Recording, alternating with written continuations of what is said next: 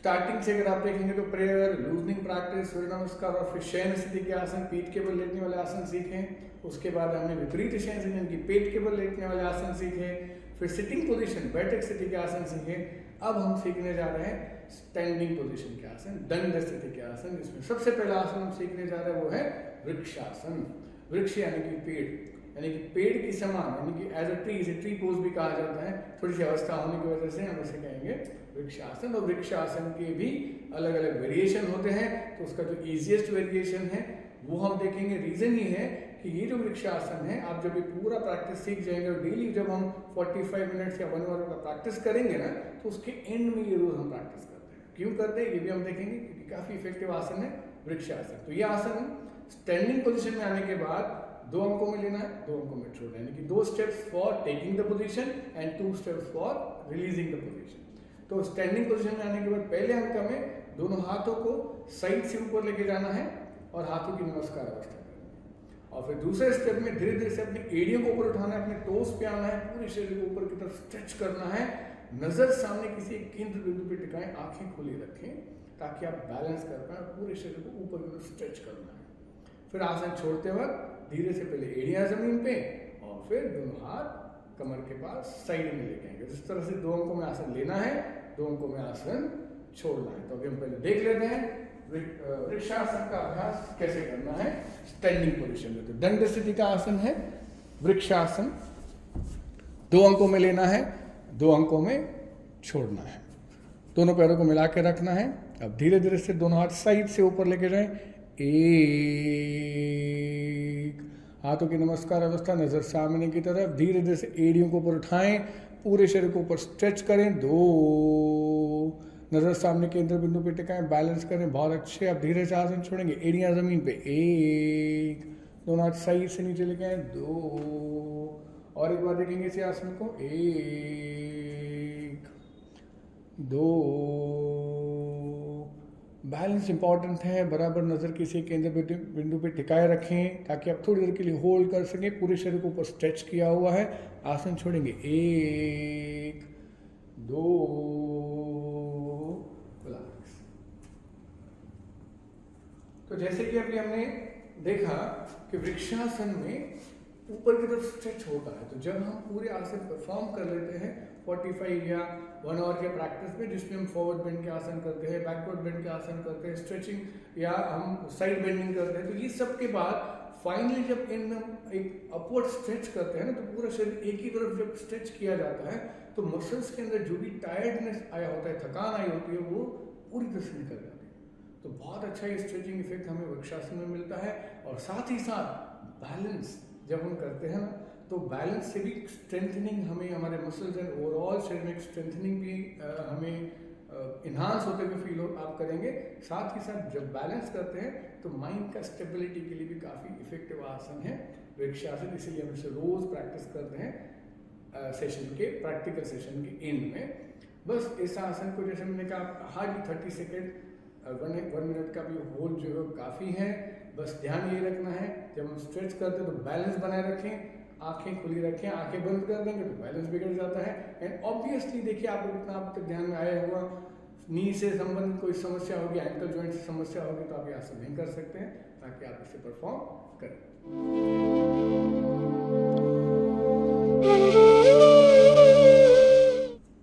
तो अब हम दंड स्थिति का नया आसन सीखने जा रहे हैं, अर्ध चक्रासन। अर्ध चक्रासन यानी कि हाफ व्हील पोज। ये आसन हम स्टैंडिंग पोजीशन में करेंगे, क्योंकि वेरिएशंस होते हैं, यही आसन शयन स्थिति में भी होता है। लेकिन अब हम जो सीखने जा रहे हैं दंड स्थिति यानी कि स्टैंडिंग पोजीशन में अर्ध चक्रासन। 2 अंकों में आसन लेना है, 2 अंकों में आसन छोड़ना है, यानी कि there are 2 steps to take the position and to release the position. Step 1 में हमें क्या करना है, दोनों हाथों को बैक साइड कमर के निचले हिस्से पे रखना है। और सेकेंड स्टेप में धीरे धीरे से जहां हमने हाथ रखे हैं लोअर बैक पे, उसका ऊपर के हिस्से को धीरे धीरे से बैकवर्ड बेंड, पीछे की तरफ बेंड करना है। थोड़ी देर के लिए होल्ड करना है और फिर धीरे धीरे से आसन छोड़ते हुए पहले स्टेप में जो बैकवर्ड बेंड हमने किया है वो सीधा है, शरीर को सीधा कर देना है। दूसरे स्टेप में दोनों हाथ कमर के पास, थाइस के पास लेके आना है। बस ध्यान इसमें ये रखना है कि जब हम बैकवर्ड बेंड करते हैं उस वक्त बहुत बार हमारे घुटने बेंड हो जाते हैं, तो यहाँ हमें ध्यान देना है ताकि घुटने सीधे रखते हुए हम ये बैकवर्ड बेंड करते हैं। एक बार देख लेते हैं अर्ध चक्रासन का अभ्यास स्टैंडिंग पोजीशन में कैसे करना है 2 स्टेप। तो 2 अंकों में लेना है आसन, 2 अंकों में आसन छोड़ना है। तो दंड स्थिति में आ जाएंगे। पहले दंड स्थिति में आने के बाद दोनों हाथों को कमर पे रखेंगे, एक, और धीरे धीरे से बैकवर्ड बेंड, 2, आसन स्थिति पूर्ण, श्वसन संत, नॉर्मल ब्रीदिंग चालू रखें, धीरे से आसन छोड़ेंगे, 1, 2। अब हम क्विकली देख लेते हैं, जैसे कि मैंने आपको बताया कि घुटने बेंड नहीं करने हैं तो उसमें कहाँ कैसे ध्यान देना है। तो 1, 2, देखिए इस तरह से घुटने बहुत बार बेंड हो जाते हैं क्योंकि हम ज़्यादा पीछे बेंड होने की कोशिश करते हैं और घुटने बेंड हो जाते हैं। देखिए हमें अवॉइड करना है, घुटनों को सीधा करते हैं, घुटनों को सीधा रखना है और ये पोजीशन लेनी है। अब धीरे से आसन छोड़ेंगे, 1, 2। तो इस तरह से हमें अर्ध चक्रासन का अभ्यास दंड स्थिति में करना है। और जैसे आपने देखा कि हम जब बैकवर्ड बेंड किया जाता है तो बहुत अच्छा आपका जो इसका इफेक्ट है हमारे ओवरऑल बैक के लिए काफ़ी पॉजिटिव और काफ़ी इफेक्टिव आसन है अर्ध चक्रासन, क्योंकि हम बैकवर्ड बेंड हो रहे हैं, right. Lower back, upper back, overall back की जो मसल स्ट्रेंथनिंग काफ़ी अच्छे से होता है। साथ ही साथ अगर आपने गौर किया होगा तो चेस्ट का एक्सपांशन भी बहुत अच्छा होता है। तो लंग कैपेसिटी, ब्रीदिंग की जो प्रक्रिया है उसके लिए भी काफ़ी इफेक्टिव आसन है अर्ध चक्रासन। अब ये आसन में भी हम धीरे धीरे से होल्डिंग जो है वो ऐड करना है।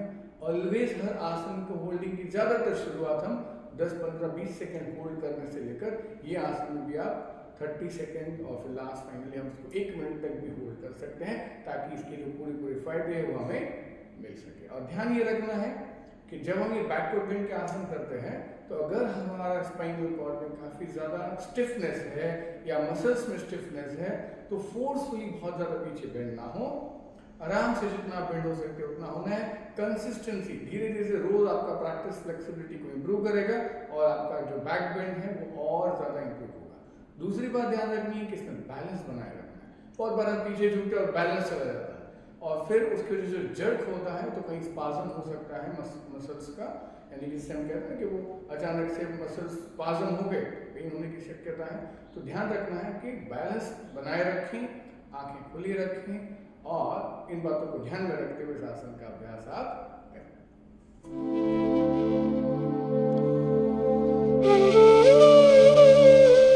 दंड स्थिति का स्टैंडिंग पोजीशन में और एक आसन हम सीखने जा रहे हैं जिसे हम कहते हैं अर्ध कटी चक्रासन। अर्ध चक्रासन जो हमने सीखा उसमें बैकवर्ड बेंड था। अब हम जो अर्ध कटी चक्रासन सीखने जा रहे हैं वो है साइड बेंडिंग। ओके, तो ये स्टैंडिंग पोजीशन का आसन है। 2 स्टेप, 3 स्टेप में लेना है, 3 स्टेप में छोड़ना है। और ये लेफ्ट साइड से भी प्रैक्टिस करना है, राइट साइड से भी करना है, क्योंकि साइड बेंडिंग है, लेफ्ट बेंड और फिर राइट बेंड। तो पहले हम देख लेते हैं किस तरह से इस आसन को परफॉर्म करना है। पहले स्टेप में हमें क्या करना है, स्टैंडिंग पोजीशन में आने के बाद लेफ्ट हाथ को धीरे धीरे से साइड से ऊपर उठाना है और शोल्डर लेवल तक लाना है। सेकेंड स्टेप में धीरे से अपना जो हाथ का पंजा है उसको ऊपर की तरफ यानी कि छत की तरफ टर्न करते हुए हाथ को और ऊपर उठाना है ताकि आपका जो आर्म है, भुजा है, वो कान को टच हो जाए। और धीरे से हल्का सा ऊपर स्ट्रेच करना है हाथ को। और थर्ड स्टेप में धीरे धीरे से ऑपोजिट साइड बेंड होने की शुरुआत करनी है और आराम से जितना आप बेंड हो सकते हैं उतना बेंड होना है। तो आपका एक साइड पूरी तरह से स्ट्रेच रहेगा और दूसरे साइड अगर आप ध्यान देंगे तो आपका जो निचला पेट का हिस्सा है वहाँ प्रेशर होता है। तो इस तरह से आसन है। और फिर आसन छोड़ते वक्त धीरे धीरे से सांस छोड़ना है, सांस लेते हुए धीरे धीरे से सीधे हो जाना है और सांस छोड़ते हुए धीरे से हाथ को शोल्डर लेवल तक लाना है। फिर हाथ का पंजा नीचे की तरफ टर्न करते हुए हाथ पूरी तरह से नीचे लाना है। तो इस तरह से 3 अंकों में आसन लेना है और 3 अंकों में आसन छोड़ना है। इसी तरह से हम दूसरे साइड से भी करेंगे। तो एक बार पहले हम देख लेते हैं किस तरह से इस आसन का अभ्यास करना है और फिर उसके बारे में और जानकारी आगे देते हैं। 3 अंकों का आसन है अर्ध कटी चक्रासन, दंड स्थिति का आसन है। दोनों पैरों को मिला के रखना है। अब धीरे धीरे से लेफ्ट हाथ को ऊपर उठाना प्रारंभ करेंगे, धीरे धीरे से एक, धीरे से हाथ का पंजा टर्न करते हुए धीरे धीरे से ऊपर उठाएंगे, दो,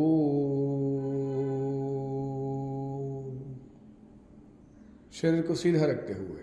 अब धीरे से हल्का सा हाथ ऊपर स्ट्रेच करना है और साइड बेंड करना स्टार्ट करना है, तीन, आसन स्थिति पूर्ण, श्वसन संत। अब आपका जो राइट हाथ है, जो हाथ नीचे उसे एकदम रिलैक्स रखें, लेफ्ट साइड पूरे शरीर पे खिंचाव है उसे महसूस करें, राइट साइड हल्का सा दबाव है उसे भी महसूस करें। धीरे से आसन छोड़ेंगे, सांस छोड़े, सांस लेते हुए एक, धीरे धीरे से सांस छोड़ते हुए दो, अब धीरे से हाथ का पंजा नीचे की तरफ टर्न करते हुए और सांस छोड़ते हुए तीन। बहुत अच्छा। यही आसन दूसरे साइड से देखेंगे और किन बातों पे ध्यान रखना है ये भी समझ लेंगे। एक, अब देखिए ये आप स्पीड पे ध्यान दें। अब ये स्पीड ज़्यादा है ना, तो हमें क्या करना है, एकदम स्पीड से नहीं लेना है। और एक बार देखें, पहले स्पीड में देखेंगे, बहुत बार हम स्पीड में कर लेते हैं ऐसे एक, तो इस तरह से न करते हुए हमें मॉडरेट स्पीड से करना है, क्योंकि हम आगे अगर आप जब एडवांस कोर्सेज करेंगे तो हम आपको बताएंगे कि there are different type of muscles, करीब 500 प्रकार के मसल्स टाइप होते हैं, जिसमें red muscle fibre, white muscle fibres होते हैं जी। ये जानकारी आपको आगे वाले कोर्स में एनाटॉमी फिजियोलॉजी जब पढ़ाया जाएगा तब आपको और डिटेल में समझाया जाएगा। अभी मुझे बताना ये है कि हमारा जो मूवमेंट हम करते हैं उसके अकॉर्डिंगली अलग अलग मसल्स इंगेज होते हैं और उसका इफेक्ट हमें मिलता है। तो अगर हम ये स्पीड से करेंगे तो उन मसल्स पे इफेक्ट जाएगा जिन पे अभी अपेक्षित नहीं है, तो धीरे धीरे से करने से उन्हीं मसल्स पे, उन्हीं पार्ट्स पे इफेक्ट होगा जो अपेक्षित है। तो इसलिए ध्यान रखें, इसको इसी स्पीड से करने से आपको जो योग्य उसके फायदे हैं, जो अपेक्षित हैं वो ज़रूर मिलते हैं। और एक बात देखेंगे किस तरह से करना है। एक, धीरे धीरे से हाथ के पंजे को टर्न करते हुए दो, और फिर धीरे धीरे ऊपर स्ट्रेच करते हुए अपोजिट साइड बेंड करना है, तीन, आसन स्थिति पूर्ण, श्वसन संत। नॉर्मल ब्रीदिंग चालू रखें, श्वसन संत गति से चालू रखें।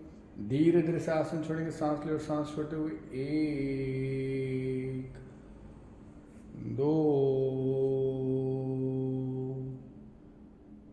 तीन। तो इस तरह से हमने अभी देखा कि अर्ध कड़ी चक्रासन का अभ्यास लेफ्ट साइड से भी परफॉर्म करना है, राइट साइड से भी करना है। और जैसे मैंने आपको कहा, स्पीड मेक्स डिफरेंस। आप ट्राई करके देखिएगा, ये आसन में आपको इमीडिएटली खुद ही आपके ध्यान में आ जाएगा। आप इसको स्पीड से करके देखिएगा, ऑब्वियसली झटका अवॉइड करिएगा, स्प्रेन ना हो, और स्लो स्पीड से भी करके देखिए। आपको इमीडिएटली पता चल जाएगा कि इफेक्ट किसका आपको ज़्यादा फील हो रहा है। तो इस तरह से ना आसन कैसे करना है, कैसे नहीं करना है, उसके साथ साथ उस आसन की स्पीड पे भी डिपेंड करता है कि किस स्पीड से आप कर रहे हो। डायनामिक प्रैक्टिसेस का इफेक्ट अलग होता है, ये स्टैटिक प्रैक्टिसेस है, इसका इफेक्ट अलग होता है। जब हम योग की बात करते हैं तो स्टैटिक प्रैक्टिस होते हैं, क्योंकि हम स्थिर सुखम आसनम की जो संकल्पना है, जो डेफिनेशन है, उसको ध्यान में रखते हुए अभ्यास करते हैं, तब जाके आसनों के जो फायदे हैं वो हमें पूरी तरह से मिलने लगते हैं। और आई होप आपने पहले का लेक्चर अटेंड किया होगा, नहीं तो आप जरूर करें, जिसमें हम देखेंगे स्थिर सुखम आसनम डेफिनेशन है आसन की, और अगर हम देखेंगे तो उसका टेक्निक क्या है, तो प्रयत्न शैथिल्य अनंत समापत्ति ध्यान, और फायदा क्या है, तो तत्व द्वंद्वानुविगात। तो ये सारी बातें लेक्चर्स में डिस्कस की गई हैं, तो ज़रूर आप अटेंड करें। फिर भी कोई क्वेरी हो तो डेफिनेटली आप हमें संपर्क कर सकते हैं। तो जैसे मैंने आपको कहा, तो ये बातों को ध्यान में रखते हुए हम आसनों का अभ्यास करेंगे, और बहुत अच्छा स्ट्रेचिंग इस आसन की भी अगर हम फायदे देखेंगे तो बहुत एक मसल्स का टोन अप, एब्डोमिनल मसल का टोन अप, और ये साइड बेंडिंग के इफेक्ट, तो काफ़ी सारे इफेक्टिव आसन के फायदे आपको मिलते हैं हर एक आसन में। बस ध्यान ये रखें, इस आसन को भी हम ऑलवेज 10-15 सेकेंड से लेकर 30, 40, 45 सेकेंड और फिर फाइनली 1 मिनट तक भी इसको हम होल्ड कर सकते हैं।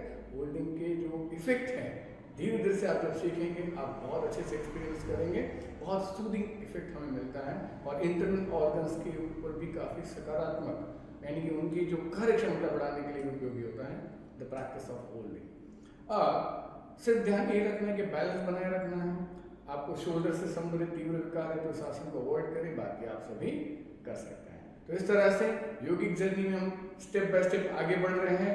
हमने प्रेयर सीखा, किस तरह से हमें सेशन की शुरुआत प्रार्थना से करनी है, फिर कैसे उठना है, कैसे बैठना है, बेसिक्स भी बहुत अच्छे से हमने क्लियर किए। सिटिंग पोजीशन क्या है, स्टैंडिंग पोजीशन कैसे होती है, सुपाइन पोजीशन कैसे होती है और उसके साथ साथ प्रोन पोजीशन कैसे होती है, ये सारे चारों पोजीशंस हमने देखे। फिर लूजनिंग प्रैक्टिस हमने सीखे, लूजनिंग प्रैक्टिस के बाद हमने सूर्य नमस्कार सीखा, सूर्य नमस्कार के बाद आसन सीखने की शुरुआत की हमने, जिसमें शयन स्थिति के आसन, विपरीत शयन स्थिति के आसन, बैठक स्थिति के आसन और फिर हमने इसमें देखा दंड स्थिति के आसन। तो इस तरह से इस जर्नी को हम आगे और बढ़ाएंगे ताकि आप अपने सेहत का और ज़्यादा ख्याल